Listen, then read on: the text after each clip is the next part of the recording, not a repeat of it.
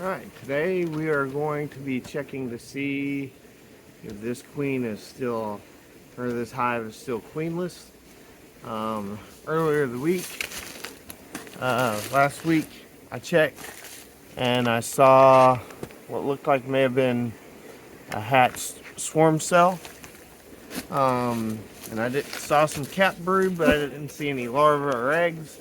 So I'm going to go and see if maybe this hive has swarmed, and now maybe the queen has come back from the new queen has come back from her mating flight and has started laying eggs. If not, we're going to have to figure out either buy a queen cell or buy a mated queen or take a frame of eggs. Of course, the quickest solution to this problem would be buy a mated queen, and then next best option would be a queen cell, and then the least best option would be to let them make their own queen from an egg from another one of my various hives.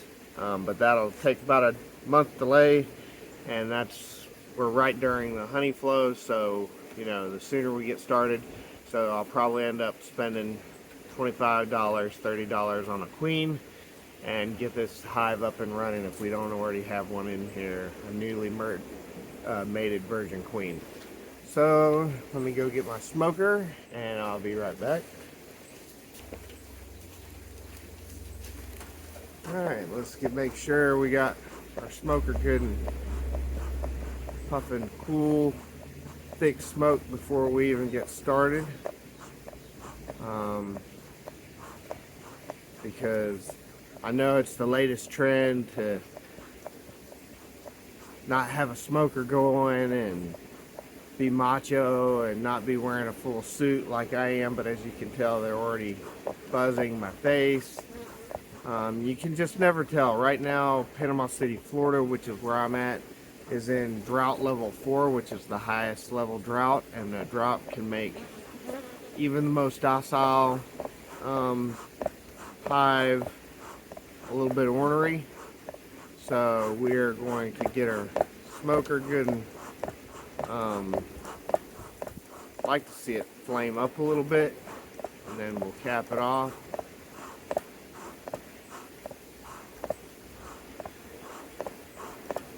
We'll see how this does. So I'm going to hit a few puffs at the entrance.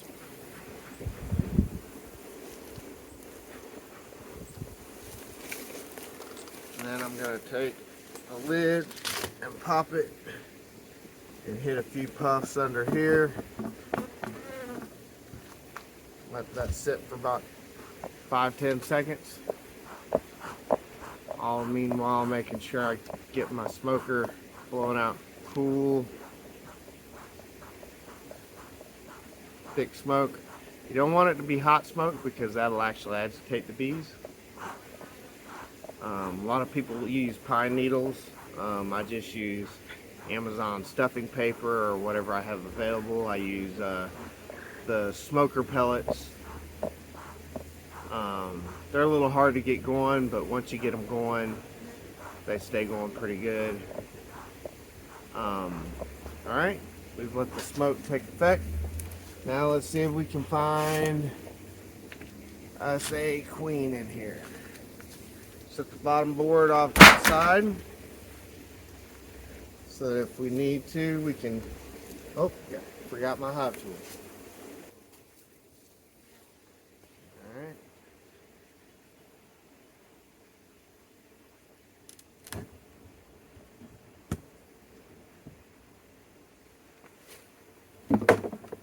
Now the first thing that I notice whenever I take this lid off is I look down.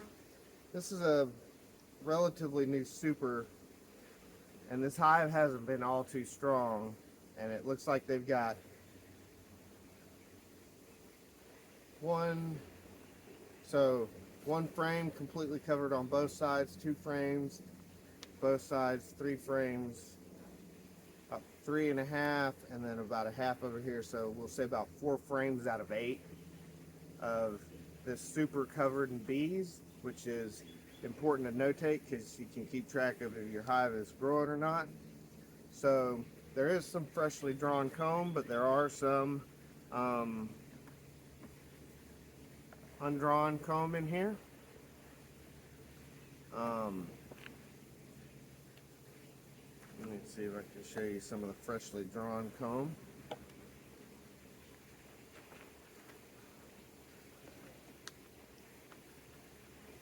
Yeah, they're starting to draw that out nice and white wax.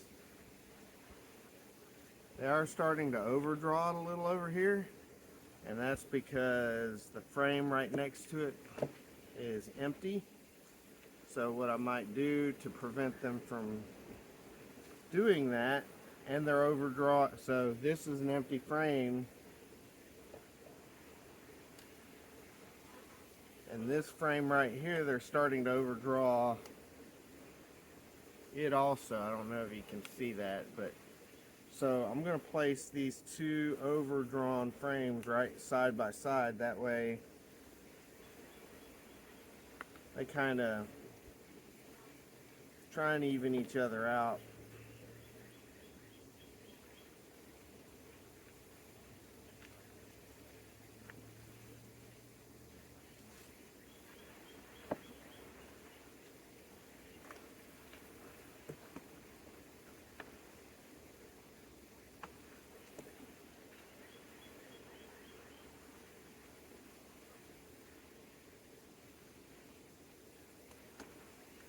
Hopefully that'll keep them from not, because if you overdraw one frame, then they can't draw the new one out. And what it is I have 4 older frames and I have 4 new frames. That way I can help them generate some new comb while at the same time give them a little bit of a jump start with existing comb. So this honey super seems like it's still got some work to do, so we don't have to worry about adding a new one. And I doubt the queen is up in here laying, so we're going to set it off to the side.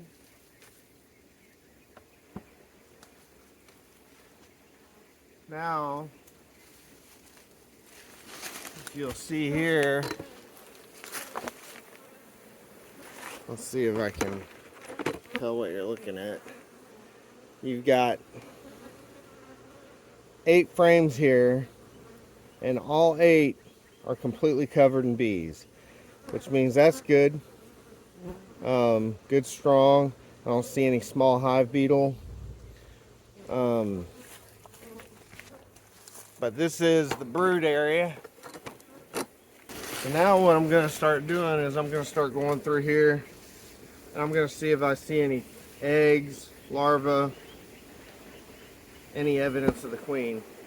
So you always start out by removing this side frame here, which is the least likely to have your queen, although it is not impossible, because queens do what queens do. And slowly pull that out, trying not to roll any bees.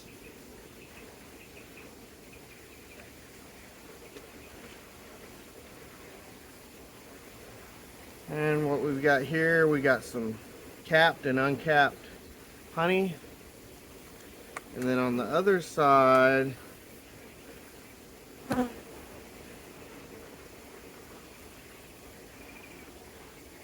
looks like maybe a little bit of nectar. I see one small hive beetle. I'm gonna set this frame off to the side.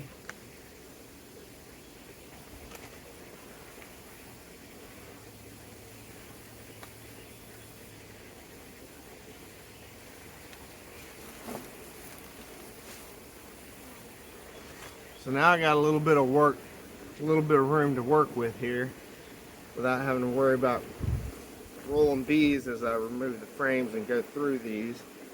And I'm just going to break them loose. When you put your hive tool in there, give the bees plenty of time to move around.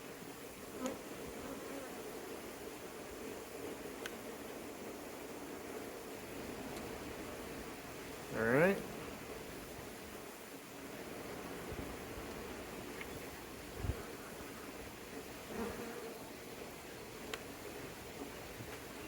This is a heavy frame, so it's probably honey.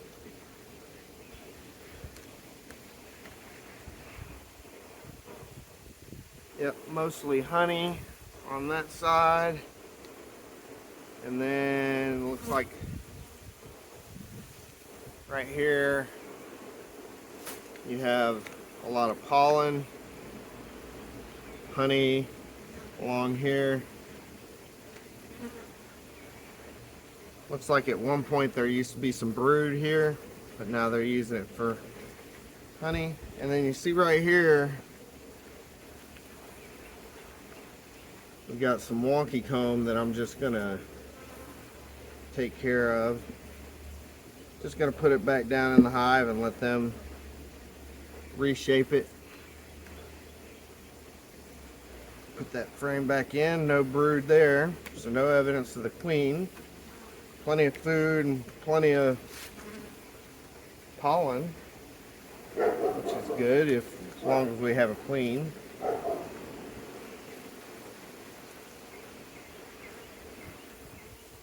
Okay, so last week, like I said, I had absolutely no eggs, no larvae, and only had like about a frame or two of, not even a full frame altogether, of capped brood. So apparently these guys swarmed, because not only do now I have capped brood, but I've got eggs and larvae of all stages. See if I can find the queen here.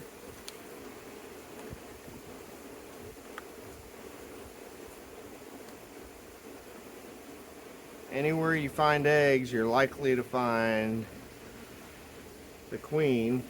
And what I do is I place the sun, right now it's directly overhead, and you can get down in those cells and look.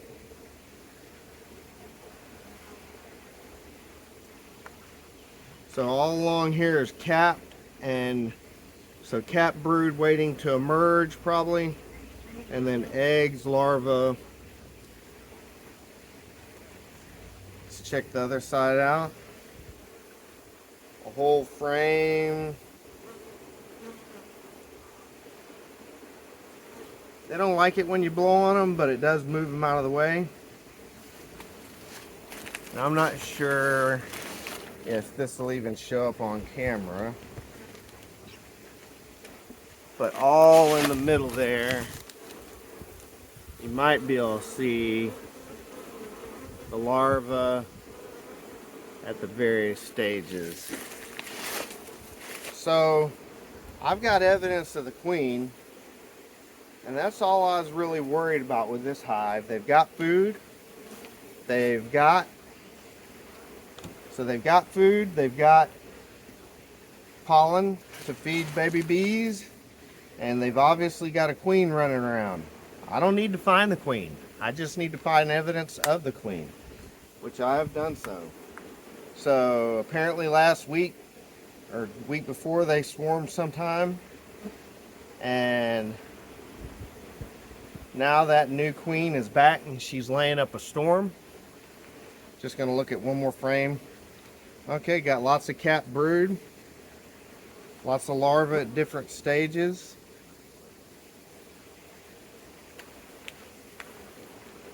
Yeah.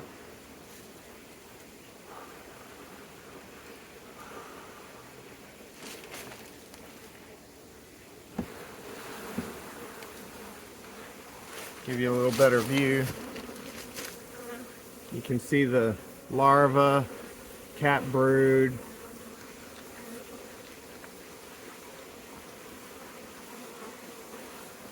So we got us a good, and the double deep below it. So there's this deep and then another deep below it. As I'm looking down, making sure that those frames are also covered in bees. And they are absolutely covered in bees. So they have everything they need. I do want to check to make sure that they got some space. And it looks like every open cell that was wide open last week is being taken up. Sometimes you can't see the eggs, but if you look sideways, you'll see like glistening white stuff, and that's the royal jelly. And that's knowing that they are preparing that cell for an egg or starting to feed that egg already. Right over here is a whole group of eggs. So the queen probably wants to be on this. Queen might be on this frame. Not going to bother too much disturbing them looking for her, because that doesn't really matter.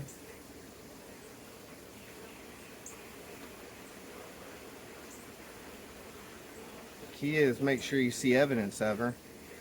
But I'm going to be real careful with this frame and any frame that has eggs or young larvae on it, because we don't want to crush our queen. One of the number one causes of queen loss is, you guessed it, humans. Us getting in here, moving stuff around and accidentally squishing her. So lots of food and pollen on that's nice and heavy. Looks like they're going to use that as a food frame. So these guys are doing good, and I'm just going to close them back up.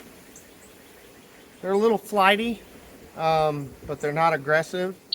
Alright, so just to save you all the time of watching me do the boring stuff, I went ahead and closed that hive up, and also the cell phone had overheated in the sun, so it stopped recording.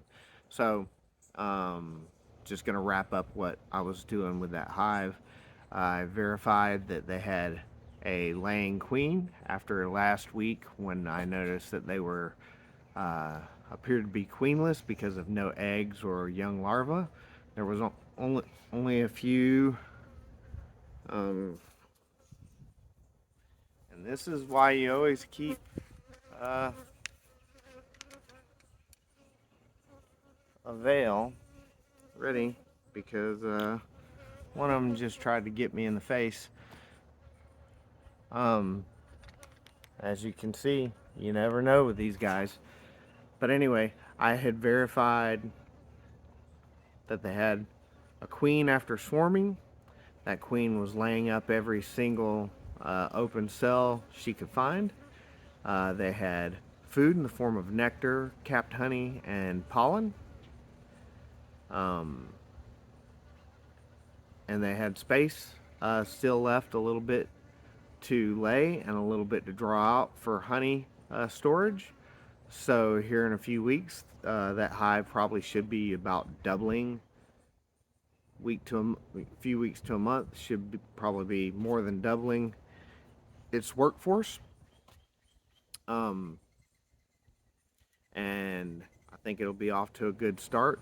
So I'm fortunate that it swarmed right as a really good nectar flows on, but since I live in a neighborhood, a urban area, there's almost always nectar flows of some sort. There's some sort of plants, non-natives or invasives, or people that are raising stuff just out in their front yard. Last year I actually had my last year or year before last, I actually had my honey analyzed, and the predominant pollen, like by 60 something percent, was magnolia. So our neighborhood has a lot of magnolia trees, and it was excellent honey. I don't know if I've ever heard of someone selling magnolia honey, but it was definitely a great wildflower honey. Had magnolia and a couple, had rose bushes, rose pollen in it, stuff like that. So, yeah, so I went ahead and closed it up, and I believe that hive will be good to go. And uh, excited to see what progress we make with that. So, always remember your PPE, your personally protective equipment. Even when I'm,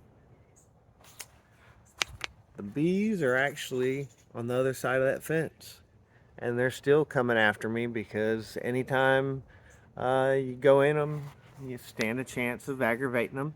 We're also in a severe drought, which can cause them to be aggravated.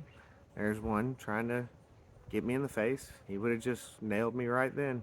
Um, so uh, don't believe what all these Facebook machos and um, TikTok heroes do out in the. You see, try to get me in the wrist. Um, where they're wearing nothing but shorts and a tank top, and they're doing a full wall hive removal. They're just asking for trouble, and they probably don't show you the edits where they got ate up or had to throw on their full suit to finish up. And before I get stung by this ornery little bee here, I'm going to go ahead and end this, and I hope y'all have a great day. Um, and I look forward to letting y'all see me do my next inspection. Y'all have a nice day. Thank you.